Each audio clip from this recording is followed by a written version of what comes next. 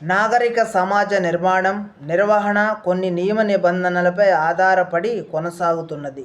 ఎలాంటి నియమ నిబంధనలు పరిమితం లేని ఆదిమ సమాజంలో ఆటవిక న్యాయం, మత్స్య న్యాయం అమల్లో ఉన్నది. అందువలన సామాన్యుడి జీవితం దుర్భరంగా ఉండేది. ప్రజల పరిపాలన నిమిత్తం ప్రభుత్వాలు అధికార దుర్వినియోగానికి పాల్పడకుండా క్రమబద్ధమైన పరిపాలన అందించాలనే ప్రభుత్వాలు కూడా కొన్ని సూత్రాలకు కట్టుబడి పనిచేయాలి.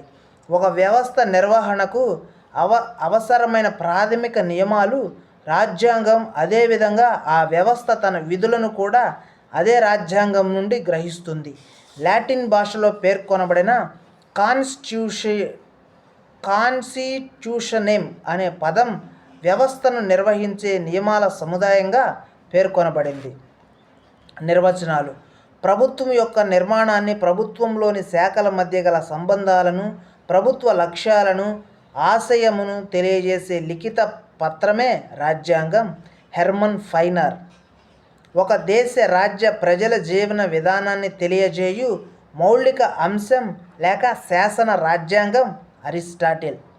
ప్రభుత్వ వ్యవస్థల స్వరూపాలను నిర్ధారిస్తూ ప్రభుత్వ అంగాల మధ్య విభజన చేసి ఆ అధికారాలను ఏ పద్ధతిలో వినియోగించాలో తెలిపే నియమ నిబంధనల సముదాయమే రాజ్యాంగం.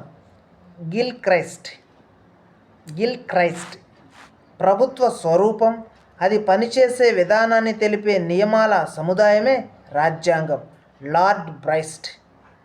ఒక దేశ మౌలిక రాజకీయ వ్యవస్థల నిర్మాణాన్ని తెలిపే నియమాల సముదాయం రాజ్యాంగం. Hermon finer. ప్రభుత్వ స్వరూప స్వభావాన్ని తెలిపే లిఖిత పత్రం రాజ్యాంగం. లీకాక్.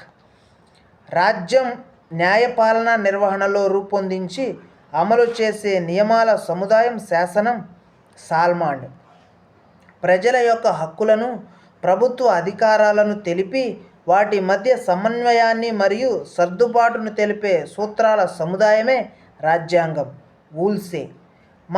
మనం రాజ్యాంగం పరిధిలో ఉన్నాం. అమెరికాలో రాజ్యాంగం అంటే న్యాయమూర్తులు నుడివిడితే అదే రాజ్యాంగం. న్యాయమూర్తులు ఏది నుడివిడితే అదే రాజ్యాంగం. Charles Edward hues. రాజ్యాంగ చరిత్ర. ప్రపంచ రాజ్యాల చరిత్రను పరిశీలించినప్పుడు ఏదైనా నూతనత్వం ఉన్నదా అని ఎవరైనా ప్రశ్నించినప్పుడు ప్రపంచంలో మొదటి లిఖిత రాజ్యాంగమైన అమెరికా రాజ్యాంగం ఆవిర్భవించి 100 సంవత్సరాలు గడిచినది. అన్ని రాజ్యాంగాల చరిత్రను పరిశీలిస్తే ప్రధానమైన అంశాలన్నీ ఒకే విధంగా ఉంటాయి. అనగా